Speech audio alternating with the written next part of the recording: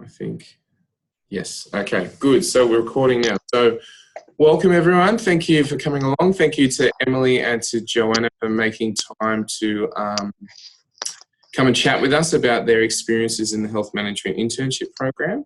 I think from there, I'm just going to hand it over to either of you. I don't mind who wants to go first. And just to talk a little bit about the internship program and your experiences, particularly around the application process. I think most of the students should have already gone online and had a look at what the internship program actually is, but just the actual application process and then maybe even the interview, because I know that has been some feedback from students that was always a bit hard. So yeah, Emily, did you want to take that away? Oh, sure, I'll start. So for me, I'm straight out of uni, got into the program. Now, there's not a lot that do that. A lot come with previous experience, but it's not to say that you can't do it. I know Joanna did the same thing a year in front of me. There are others, but what drew me to the program was actually we had some second-year interns come in and do a presentation at uni, and basically that's how I found out about the program. Thought, I was like, this is too good to be true. Did some research into it and actually went through the application process, not really expecting anything, but being lucky enough to get where I am. What else? So just for some background, what exactly is it? So it is you get the 2 years paid work? Oh yeah, so it's a 2-year program. You get a master's in health service management paid for through the program, and you either do a 1 or 2 year rotation basically with different health districts or different pillars of health. So all up, it's a 2-year program. If you get 1 year placements, you get 2 1-year placements, and you'll go through various different aspects of the health industry like finance, workforce, everything like that.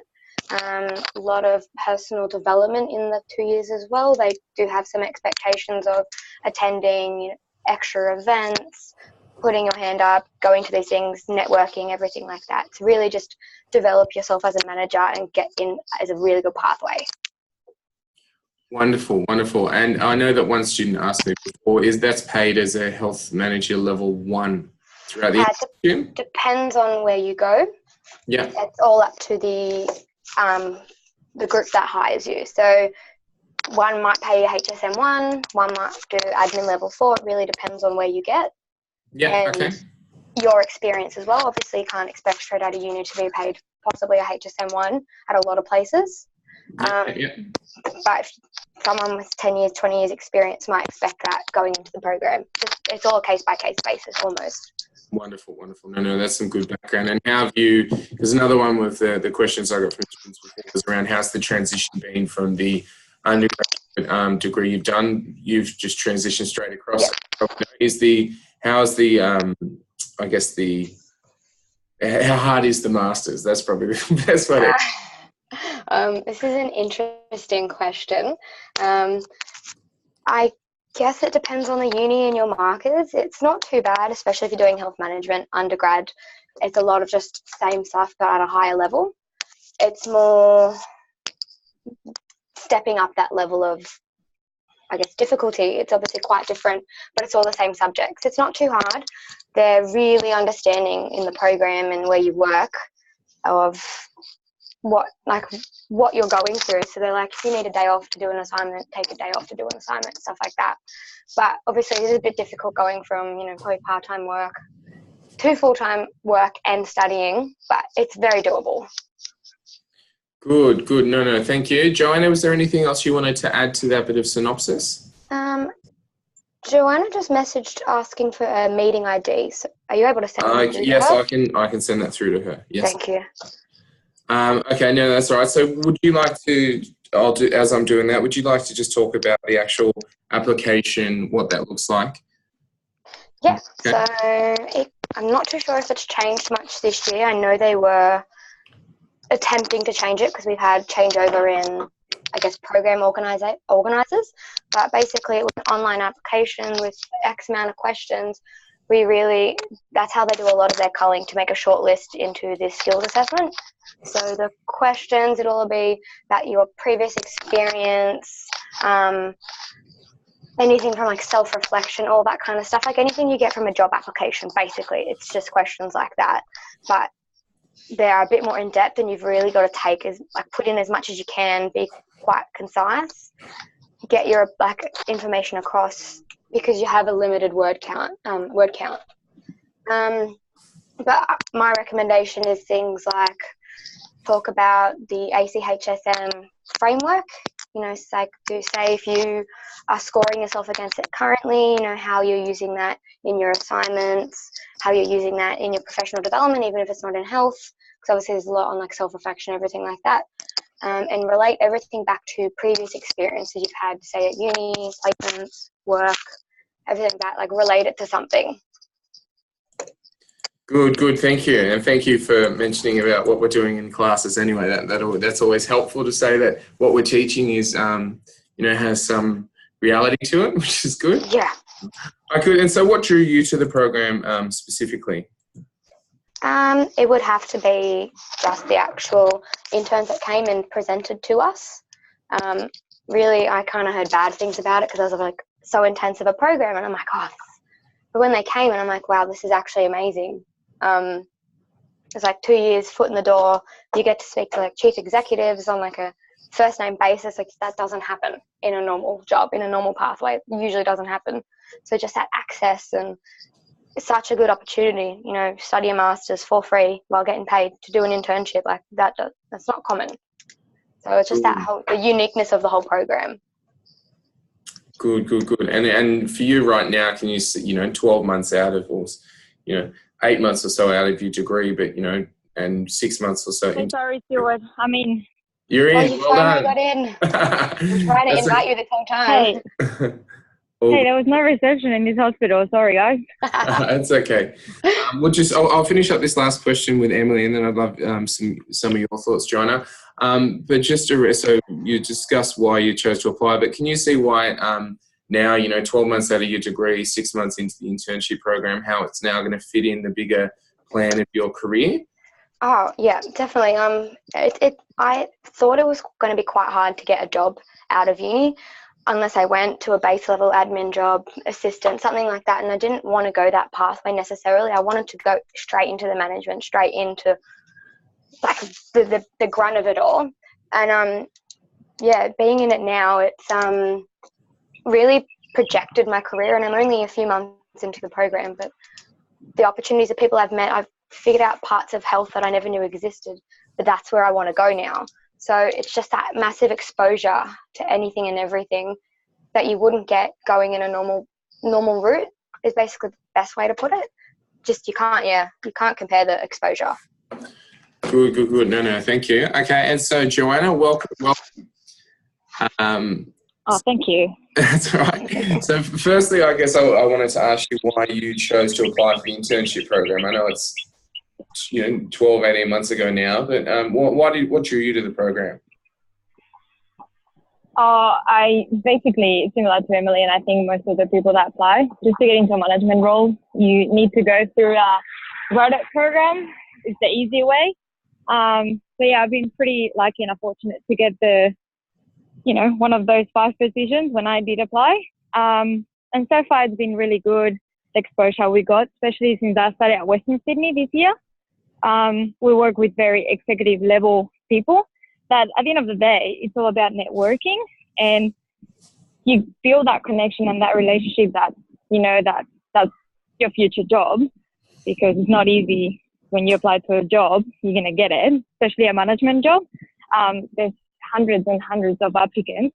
The chances you're going to get it is pretty low. However, if you do have the contacts and relationships, it's really easy. Good, wonderful, thank you. Yeah.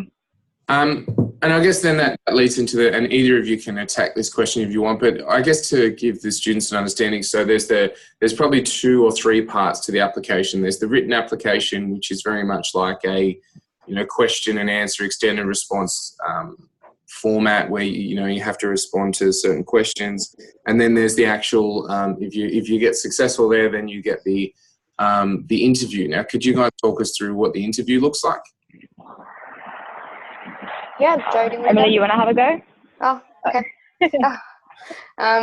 basically, if you get shortlisted into the skills assessment, you go in for a full day or a half day, of this group activity basically, and they kind of watch and see how you work in a group dynamic. If you're, extroverted, introverted, your way of approaching a task basically. It's not so much your answer, it's how you get to that answer, and you're presenting some information, that kind of thing. And then you go to an individual task where you're given basically a scenario and you have to present the information to a board. So then they put you more on a bit of a personal challenge on how you would take all that information and how you present it and how you think and how you present yourself. So it is an intimidating day, but everyone's going through the same thing, so they know what you're going through. Good. And then was there ever actually a panel interview associated with that? Was that the next step after? Yeah, so that would be if you get shortlisted again for different districts or different pillars of health. If they want to interview you, then it's just a normal job type interview with a panel usually. Good. So for the students on board, you can consider it probably 3 steps to then being successful would be around the written application, the group interview and role play scenario, and then really focusing in on that panel. Now, I have some questions from students around what specific health district, because they've seen that there's some health districts that are advertising this specific to their health district, then there's the College of Health Services Management. So, and you can tell me if I'm wrong, because I know sometimes I'm a little bit off the mark, but the college's one is specific to the College of Health Services Management, and it has a few of the local health districts, but a lot more of the other pillars of health. So the Bureau of Health Information, Health Excellence, maybe, a few of those other things. Am I right in saying that? Yeah. You are and you're not. It all depends as well on the contract they have. So, so far they do still have contract with Western Sydney and Southeastern, but all the other districts do run their own programs, like Southwestern Sydney.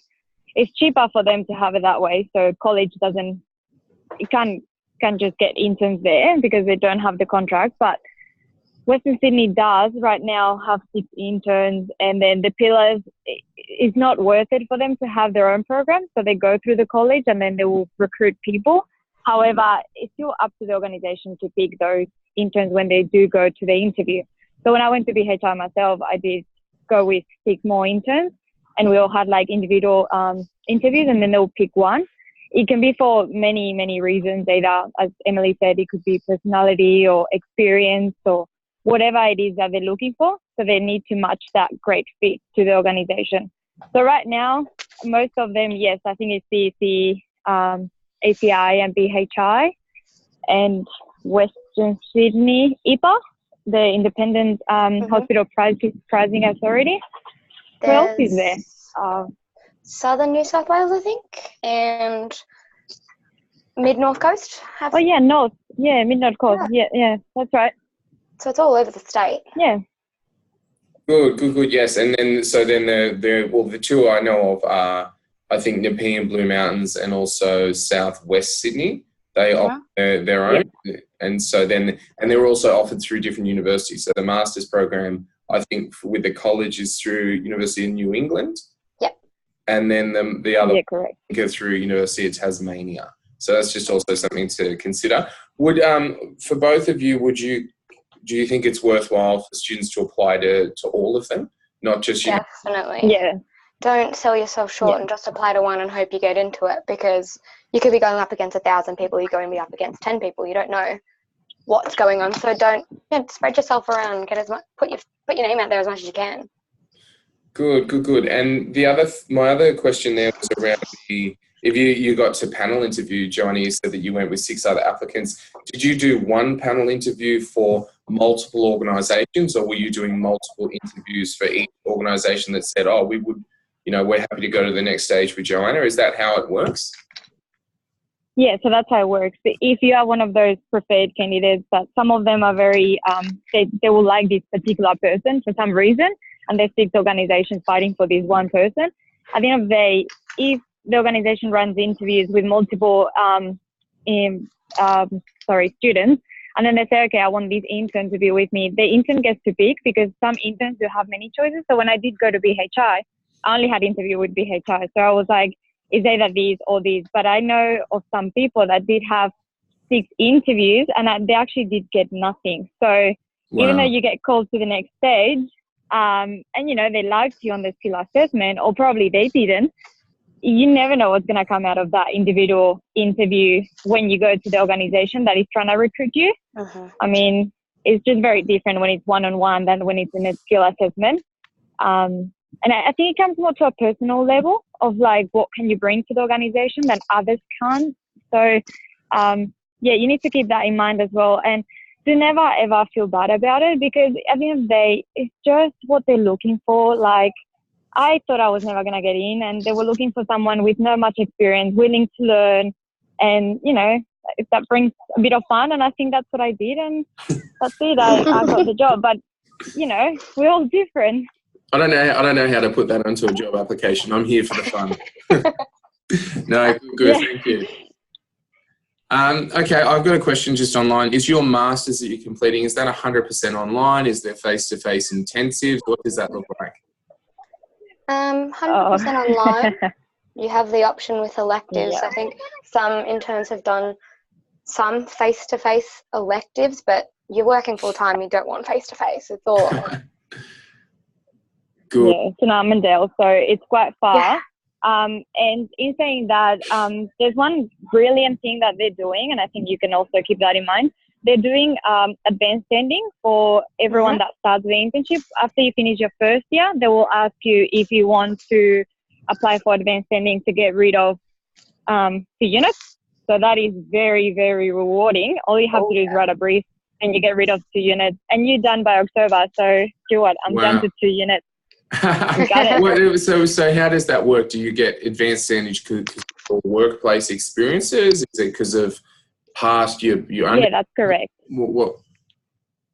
Yes, so I was doing my first year placement at BHI, and it was about information. So I could actually get rid of that unit called information management or something. Oh, wonderful. And also because I was working with the corporate governance team, I could also get rid of that unit of, what was it, about policies and procedures. So I was like, excellent, get rid of them, because I did learn that through work more than I actually do by doing assignments. So that was beneficial. No, that's really, really beneficial for you guys. I'm sure you're ecstatic. Yeah. Bear in mind though, undergrad does not count. We tried, does not count. Thank you. Have to do it. Putting that up. Okay, this is a question that goes back to salary, and this is feel free to answer it or not answer it, and it's up to you. But there's online at the moment they've got the salary range trainees get offered. An online advertisement says around 72,000. Is that around about, or is it more case by case? Or because I think 72,000 that'd be around HSM level 1. Well, again, it comes back to what organisation hires you. Some choose HSM 1, others choose admin 4, admin 5, admin 6. So really it depends on where you go. Like I can say we're not on 72,000, but we also have 6 interns. If we were all going to get paid 72,000, they wouldn't take as many of us. Good. No, I understand. And it's probably also, that's also something for the students to think about, is if you perform very well in a group interview, you get 3 or 4 interviews, and then you get to pick one, you might actually be able to ask that question and say, well, definitely. Money talks. Yeah. Make a decision. I mean, straight out of uni, any job's better than no job. And also, for example, I did have a great experience at BHI myself. I was recruited as an AO6, which will be 67,000 or something like that. I don't know. But when our colleague went on a secondment, that HSM2 position was vacant. So that's when they put me into that position as a HSM2, working for 5-6 months while she was there. That way I gained the training and education, and I got the opportunity to put on my resume that I was acting business manager at BHI and get that salary extra. So it really depends where you go, because some places... Put it in perspective for the students, that's, Joanna was 6 months out of university, having been in the role and done really well. they've bumped her up, seconded her into another position for 6 months where she was then paid, I think the HSM2 is around 80,000. So 95. No, it's 95.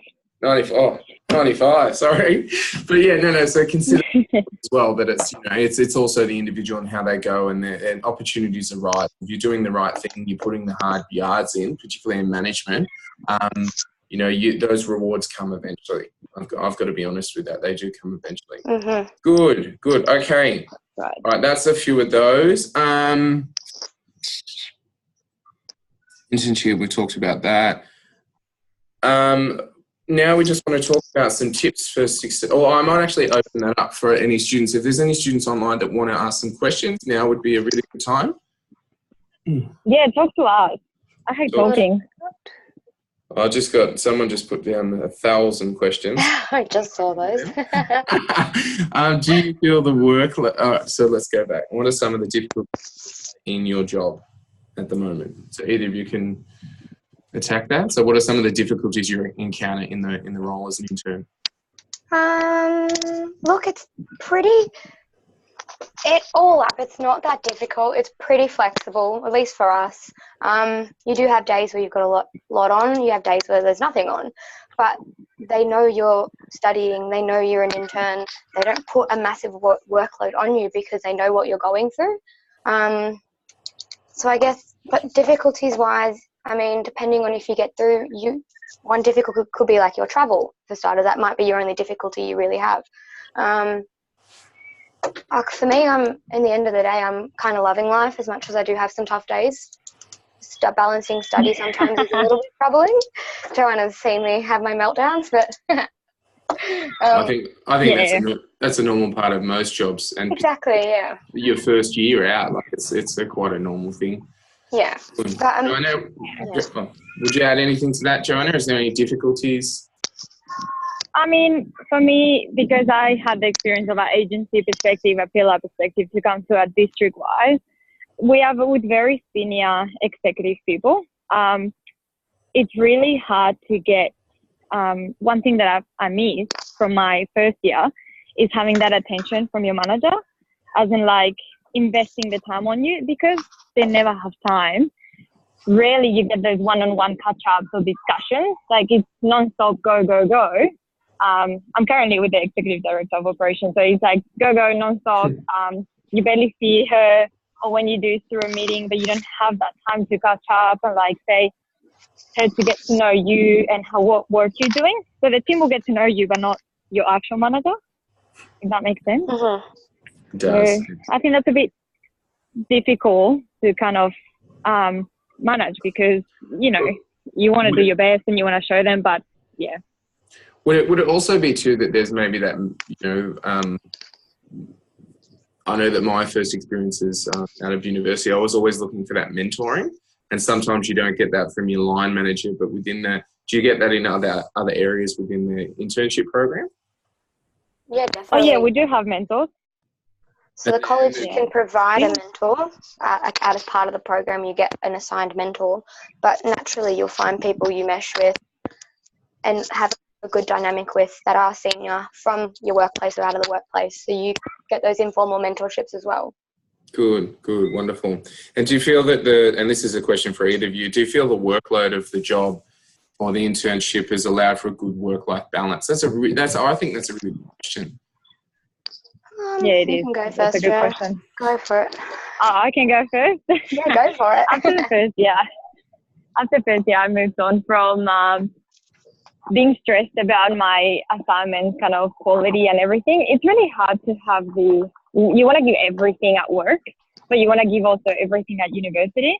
But it comes after like a year. After my first year, I realized that what it really matters is how I do at work the most, because that's where I'm actually learning real cases and real things that actually happen in a hospital.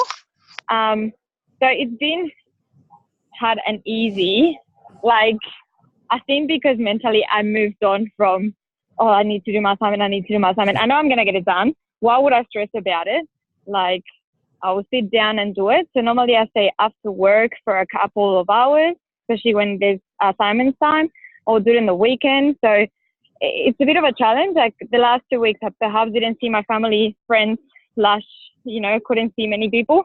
But I made it up now this long weekend to go and see everyone because we're on uni break. So you gotta give a little bit of time to work and study because they expect you to stay till late to finish something up, and they expect you to do things outside of work, and you want to deliver, so you're happy to do it, but then you're like, oh shit, I have to do uni work. Yes, no, definitely. Isn't no, it, I agree Emily? with that. Oh, yep. And so would you, in your honest opinions, in that first year, how many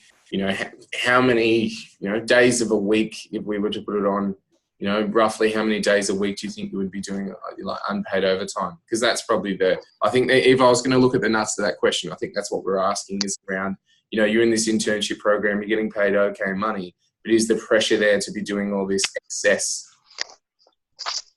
I'd I say think it's no. only during busy times. Yeah. Yeah. Really. It's only financial year now. You work your hours.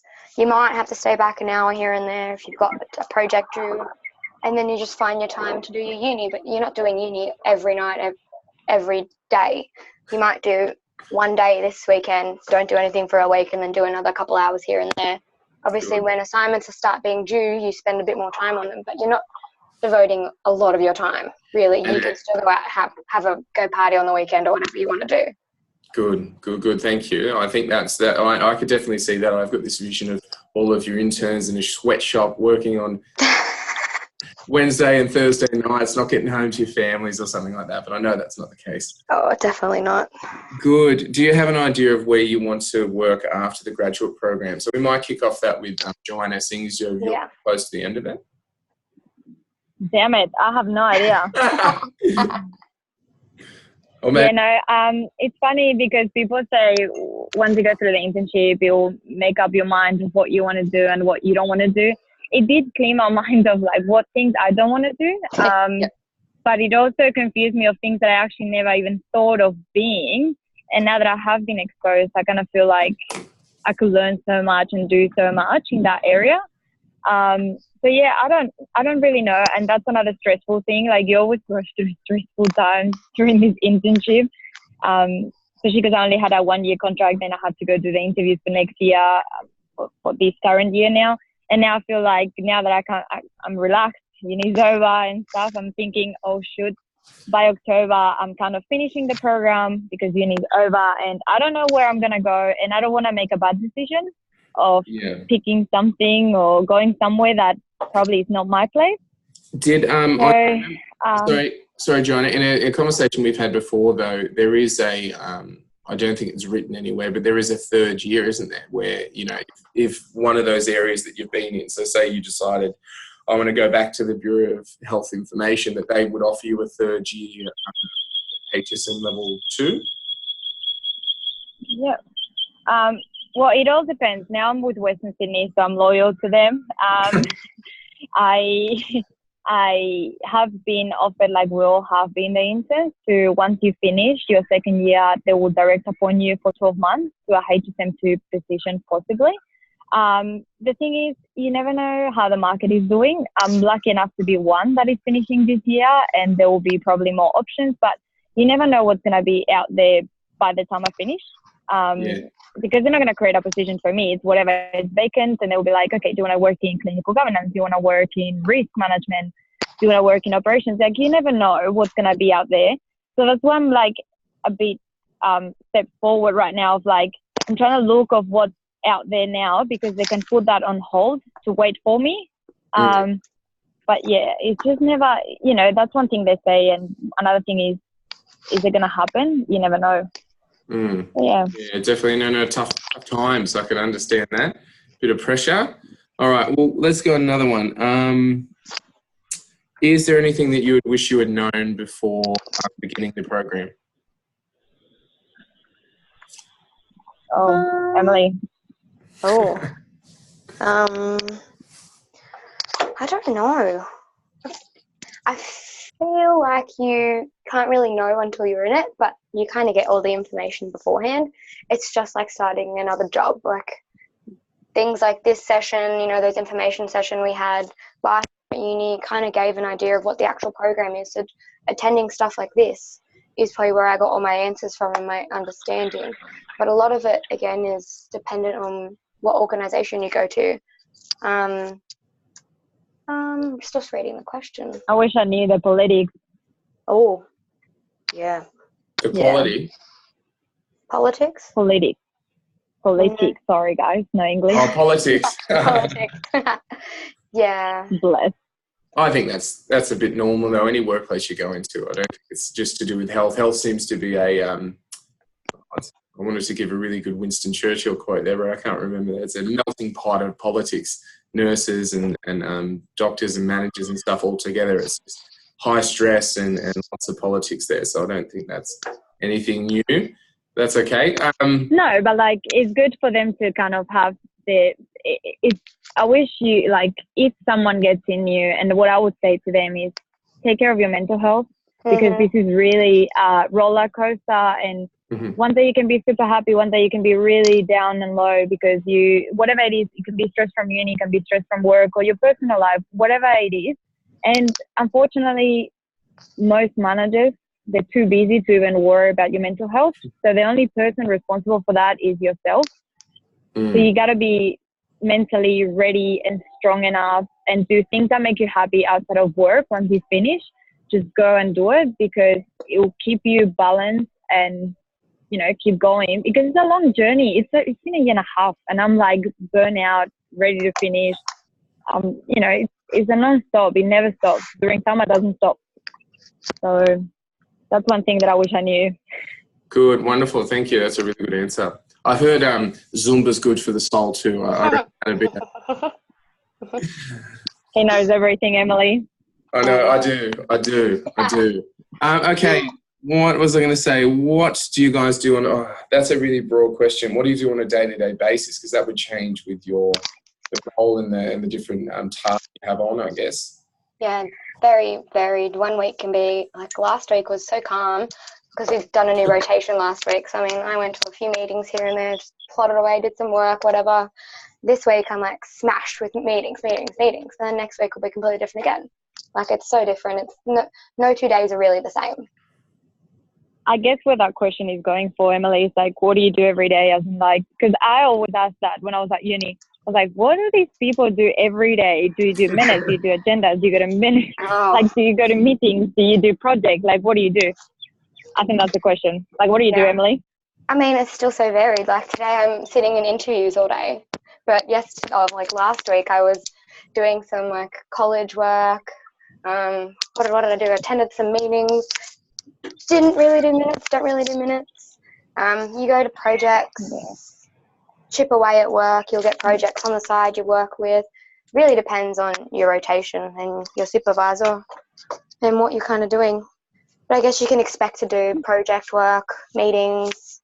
I think it's important to think about the whole experience over the 2 years. It's I always relate it to like an apprenticeship or a marathon. It's not a sprint. Every day you could get a few tasks done and you get accomplished for that day. But the whole internship and the whole apprenticeship itself, it's a long-term marathon. It's about getting through the weeks and those bigger projects and being a part of 2 or 3 of those over the whole time you're in there. The internship project, that's where the real learning happens. Definitely. Good. Did you have additional experience, or I don't know what that word is, that helped you get the position?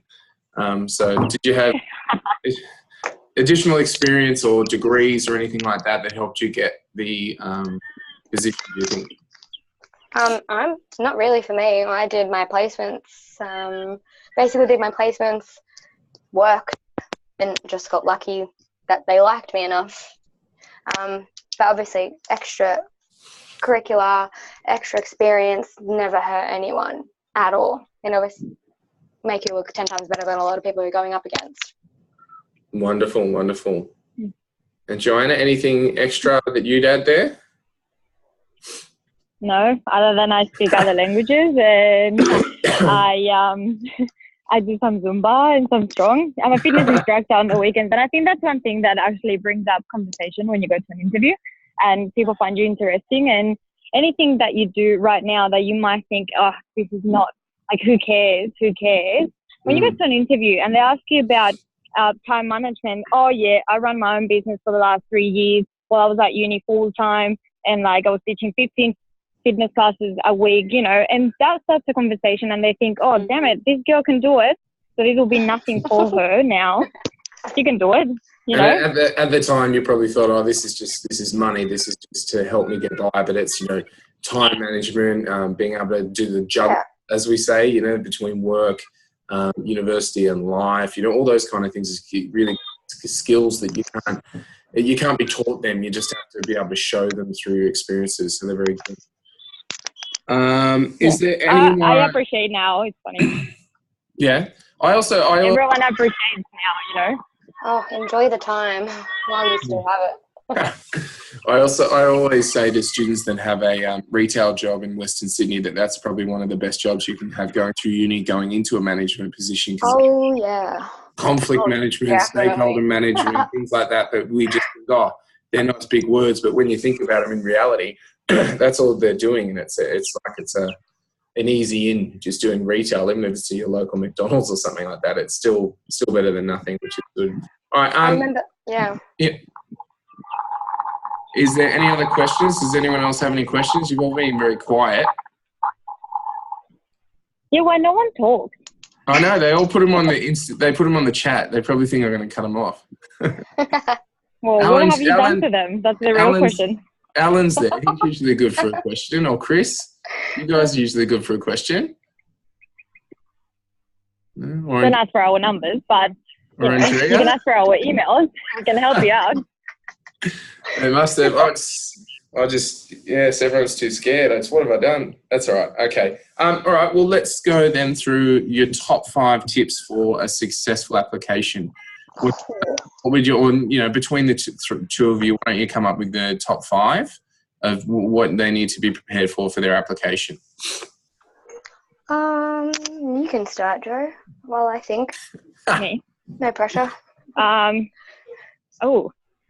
you talking about the application, like written one through online? I think the whole thing. Okay, that's easy. Oh, okay. I was like, written one, get someone to do it with you, number one. Yeah, definitely. Well, I would say, well, you know what, Stuart? I did placement with someone that here at Western Sydney when I was at university. Nothing to do with where I work now or anything. But this lady helped me out to write all my application because there was no way my responses were going to do me any favor to go through it. So it was good to have the outside perspective of someone doing it with me because I didn't see things matching up. And this lady said to me, what have you done while you've been at uni? Oh, yeah, I've been working as fitness instructor. And then she matched me up everything, like client, customer service, this and that, all this stuff related to management. So it's good if you have that outside perspective because when you're trying to do an application, you will think, oh, I seriously have nothing. I don't match up the criteria, but you actually do. So, sometimes it just needs that person to give you the lingo, isn't it? It's just about finding something you've done to match those words that you probably do have their skills and experience there. It's just about putting them in the right terminology, maybe. Uh-huh. Yeah. I'm just going to put myself out there at risk of giving myself too much more work. But any students that are interested, I'm here. That's what I paid for. Do it. I did it. I'm pretty sure. I was gonna actually say, everyone email Stuart. That's all right. Okay, good. So that's step 1. What else? What other kind of tips would you have? I say if you get to the skills assessment, I think the biggest tip I think I actually got from Stuart, and Stuart got it from Joanna, so thanks, Joe, was when you're in the group scenario at the beginning, be mindful of how you're working in a group. Don't be that overbearing person that goes, you do this, you do that, but also don't be that quiet person that sits back and gets told what to do. Like, be involved, work as a team. There's a bunch of random people you're probably never going to see again, but get involved in a positive way, and that's going to look so good. And engage people. Yeah. Like, you got to engage those quiet people that sit on your table that they will never talk because they're very, very introvert. Mm-hmm. That's when you have to step up and be like, oh, blah, blah, because they will have a name tag. You'll be like, oh, excuse me, Mary, what do you think about this? Do you agree with this? Just encourage them to talk, because that's what we should do anyway at work every day. Yeah. Right? And in essence, that's leadership. If we're going to, that's one of the fundamentals of leadership, is being able to get everyone involved in it. Any other tips that you can think of? Practice Be yourself interview. and be humble. Ooh. Yeah, good one, Joe.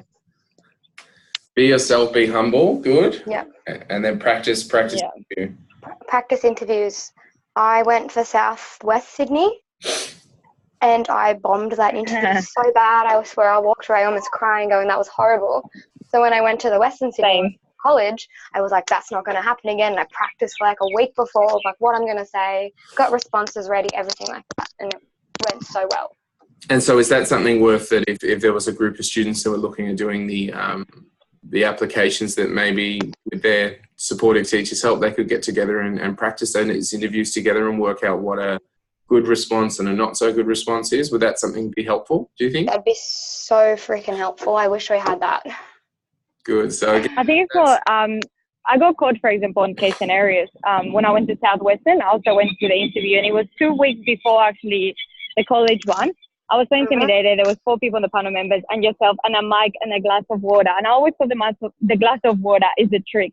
You either drink it or not drink it. So I was freaking out. They asked me for cases. I didn't know what to respond. So if you can, for example, do that in class, of like put a case scenario and everyone to practice, be put on the spot, even though it's in class, an activity, but it can be something that it would actually happen when you go to the skill assessment or any other interview. No, definitely. Thank you. That's a good suggestion. Yeah. Good. And record yourself. That's what my manager actually said to me. Record yourself. Do a role play and record yourself and listen to you and the way you talk and the way you respond, because you learn a lot from it. I haven't done it myself yet, but it was actually my boss wants to do that with me, and I'm like, no way, not a chance. But I think it'll be very worth it. Yeah, no, definitely. I can see the relevance there. Good. All right. Is there any other questions from the students that are online? Besides the college and Southwest Sydney, are there any other internships with other places, or is it just the 2 mentioned? So, There are. There's Is heaps. there Prince of Wales? Yeah, I think Southeastern do their own, don't they, as well? And They do. They're through the college, aren't they? they do too. No, they're not. They have their own. They do both. I know. There was like Sydney Local Health District as well. There's heaps, really. Some advertise a bit later, some advertise quite early, but I reckon when I did it, was like 6 or so I found all up. I just chose not to apply for them because they were a bit far for me to travel. But Oh, you know which one? The Australian Health of Department, the one in Canberra. They do. You know, the Department of Health. Yeah. Mm-hmm. I mean, it's similar. It doesn't come with a master's component, and also HI, Health Infrastructure. Health Infrastructure. They do their own. They do a graduate program. You don't have to study a master's. Which one is that? Health and Infrastructure? Health Infrastructure, HI. Cool. That one seems so freaking cool. I kind of wish I did it. No way, because you at the end of the day you work in the construction side of it. I mean, it depends what you're looking for you. And there's also some other ones.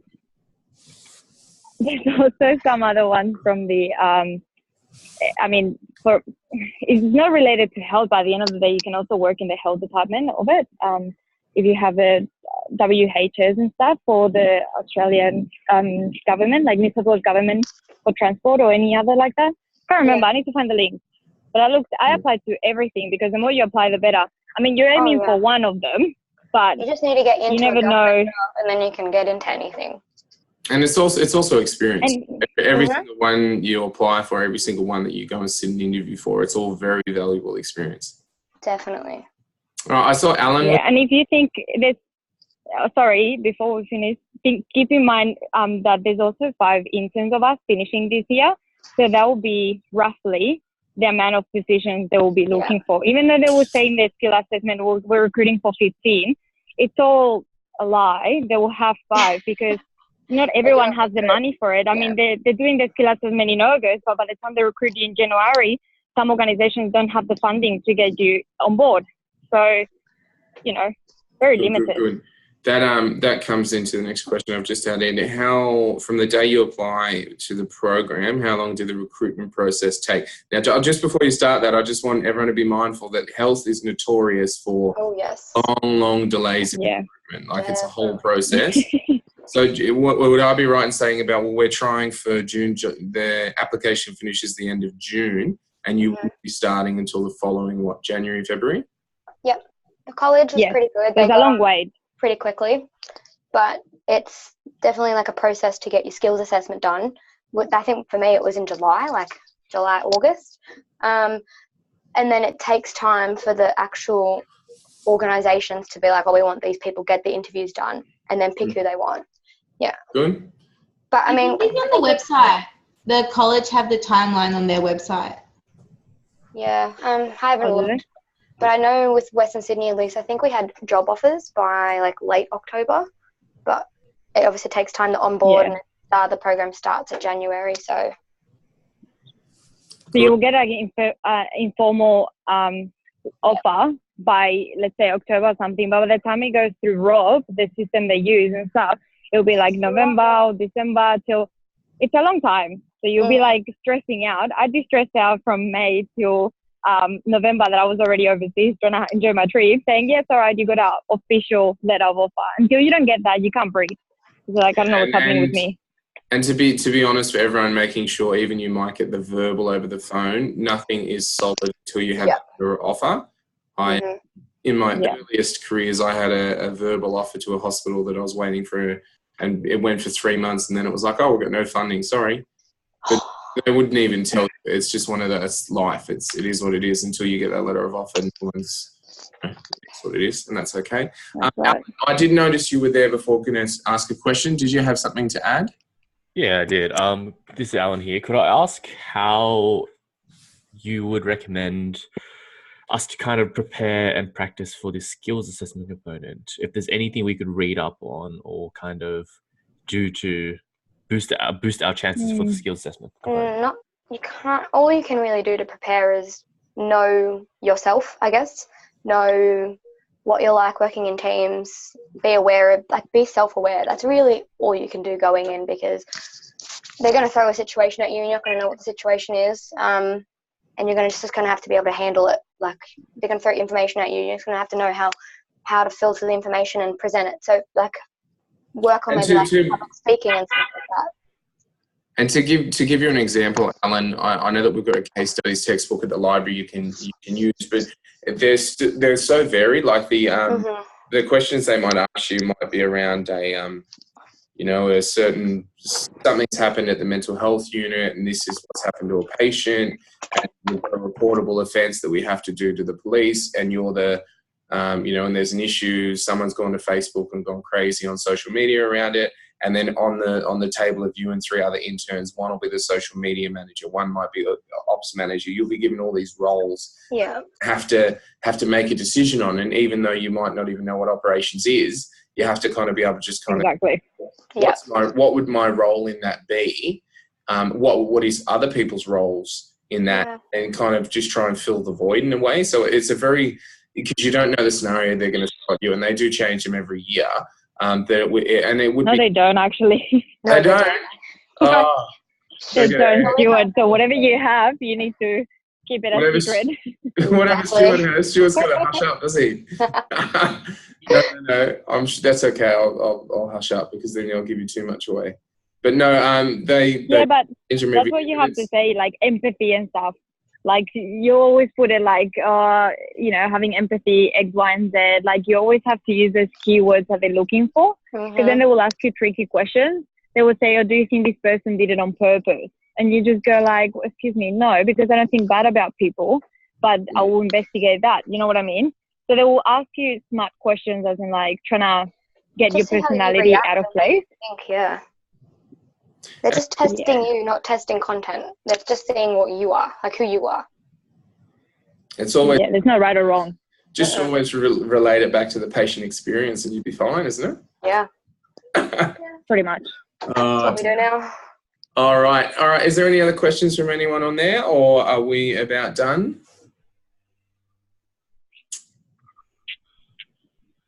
Well, they can email us anytime, Stuart. Yeah. Yeah. So We're free of charge. feel free of charge. Feel free, if you do have any questions outside of this, and this also goes for students that are listening to the recording of this, feel free to send me an email and I can send it on to the girls. I might close it there. Thank you so much for joining us, Emily and Joanna. It's been amazing. I hope that a lot of the students that are online and also listening to the recording will apply for the internship program. I know it's very worthwhile. And definitely anything I can do to help, I'm here. And I'm sure that Emily and Joanna would be more than happy to help you guys out as well. So feel free to get in contact. Yeah, definitely. Reach out. We know what you're Yeah, going and get your LinkedIn profile, guys. Yeah, definitely. Get LinkedIn and start reaching out to people and they'll be like, I remember you. That's it. Wonderful. All right. Well, I might close the meeting there. Thank you, everyone, for joining us. And I'll get this recording up on the subject views page if you wanted to go back and have a listen to it later. All right. Thanks so much. Awesome. Thank you. Bye, guys. All right. Bye. See you later. Bye.